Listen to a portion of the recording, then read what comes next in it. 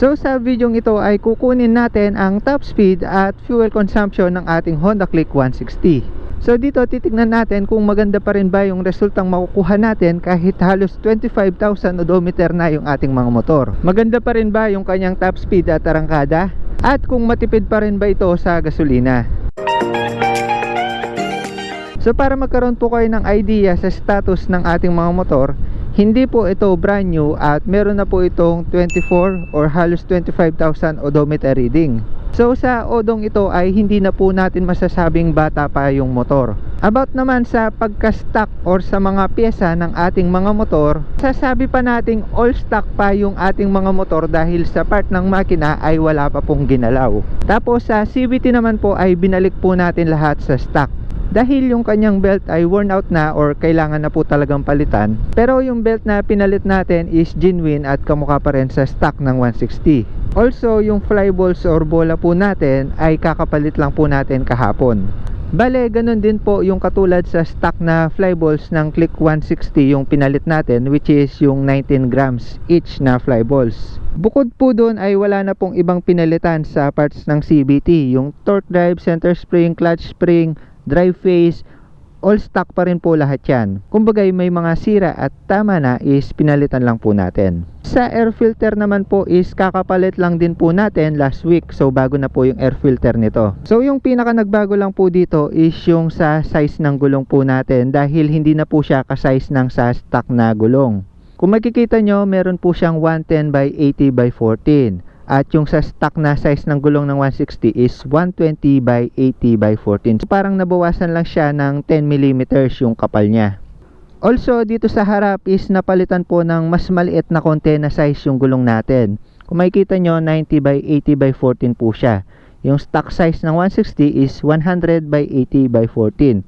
Basically nabawasan lang po ng tig 10mm yung harap at likod na gulong. Kumbaga lumiit ng konti kumpara sa stock size ng Click 160. So gagawin po natin itong video natin para may reference tayo sa all stock condition ng ating Honda Click 160. Para in case man na magpalit tayo ng bola or magpalit tayo ng pyesa, ikukumpara na lang natin siya dito sa video natin na to. Also para malaman nyo rin kung ano yung performance ng ating mga Honda Click na meron ng 20,000 odo or hindi na bata, kumbaga gamit na. Titingnan natin dito kung same experience or same performance pa rin siya kagaya ng brand new na motor, or medyo napag-iiwanan na yung ating mga motor kapag medyo tumatanda na yung odo.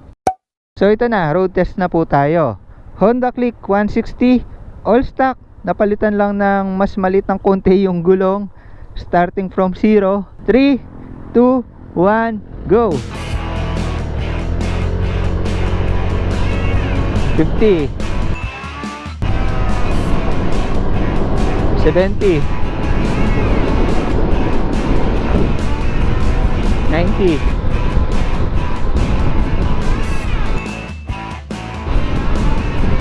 2, 6, 7, 8, 9, 10, 11, 12, 13, 14, 15, 16. So yun, 116 po tayo. So sa fuel consumption naman po ay ire-reset natin yung trip A para klaro or accurate po yung makuha natin. Tapos normal city driving na lang po tayo. Siguro lalabas na tayo ng kalsada, hindi na po tayo dito.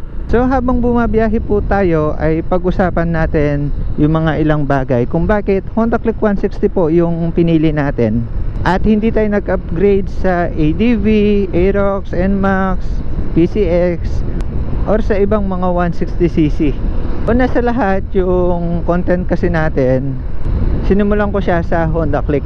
Tsaka yun yung tagline po natin the more you click, the more you know. So bukod sa click na pagpindot nyo sa inyong mga cellphone, ay Honda Click din yung tinutukoy dun sa tagline natin na yun. Pangalawa is subok na subok ko na yung Honda Click. Mula sa Honda Click 125 hanggang sa Honda Click 150 ay talagang hindi ako binigo sa performance ng mga pindot or ng mga click. Fuel efficiency, napakatipid sa gasolina. Even itong kahit 160 na medyo tumaas na yung CC, halos ganun pa rin yung konsumo ng gasolina. Parang mas mataas pa nga tong Click 160 ngayon eh. Pangatlo naman ay sa looks. Hindi natin may tatanggi na head turner yung mga Honda Click, lalo na yung mga 125 at 150. Yung 160 kasi ay medyo bago sa paningin at medyo brusko na tignan. Hindi tulad sa mga mababang CC or sa 125, 150, nasakto lang yung looks at napaka pointy at aggressive tignan. Pang-apat is dahil sa gulay board. Itong gulay board, yung space dyan. Kasi yung kaparehas na category ng Honda Click 160 ay wala silang mga gulay board. PCX, Aerox, NMAX, ADV, wala pong mga gulay board yan. Halos lahat sila may naka-fill dito or hindi po malalim yung gitnang part ng kanilang motor. Actually, sariling preference na lang talaga yan eh. Ako kasi tuwang-tuwa ako nung nagagamit ko yung gulay board nung kay 125 pa lang or kay George.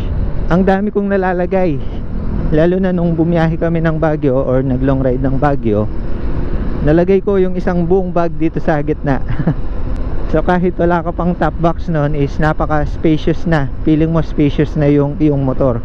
Pang-apat naman ay dahil sa durability or dahil sa tibay ng motor. So syempre dahil Honda to, matibay talaga yung mga pyesa. Also dahil in demand yung ating Honda Click, ay napakaraming pyesang mapagkukuhanan or mabibili. So pagdating sa pyesa, hindi ka masyadong mahihirapan. Pang-lima is yung speed at performance ng motor. Kahit sa 125cc na Honda Click, ay masasabi na nating maganda talaga yung performance niya. Pang-anim na rason is yung mga features. First, naka-combi brake system. Actually, hindi na big deal sa akin kung naka-disc brake or drum brake yung likod eh. Pero may advantage din talaga yung naka-disc brake. Nasa gumagamit lang yan kung paano niya ayusin yung pagpapreno. Also, kailangan din ng maintenance. Pang-pito ay nagustuhan ko itong motor na ito or yung mga Click, variety ng Click, dahil napamahal na ako sa mga Honda Click.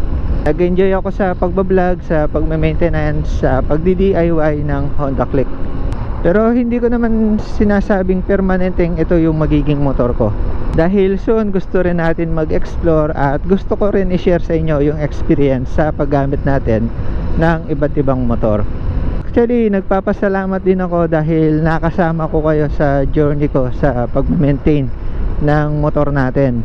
Simula kay George hanggang kay Scarlett hanggang dito sa 160. Hindi ko naman maabot yung ganitong estado ng pagbablog kung hindi dahil sa inyo, sa mga sumusuporta sa akin.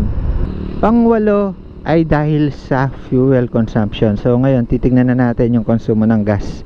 Malaking factor din kasi yung gasolina eh, dahil kailangan ng motor ng gasolina or kahit anong sasakyan para umandar. So naglalabas tayo ng maraming pera dito, at kung makakatipid tayo sa gasolina ay malaking bagay na yon para sa atin. So trip A po natin ay 9.2, so halos magte 10 kilometers na, at ang fuel consumption po natin ay 67.1 kilometers per liter, magse 70 na. So kung makikita nyo naman, sobrang tipid ng Honda Click, kaya naman nagustuhan ko ito at tinangkilik ko ito hanggang sa Honda Click 160. Dahil in the long run, nakakatipid po ako sa gasolina. Dahil kung makikita nyo naman, 67.1 kilometers. So sa 1 litro, 67 kilometers yung matatakbo ng ating mga motor, which is sobra-sobra pa dun sa itinakdang nakaset ng manufacturer na nasa 47 lang. Maintained yung ating mga motor, malinis yung air filter, lumiit ng konti yung gulong, may factor din kasi yan. Malinis yung ating CVT at binalik po natin sa stock yung ating mga bola, kaya po natin naabot yung ganito kataas na fuel consumption. So ayun lang muna para sa video na ito. The more you click, the more you know.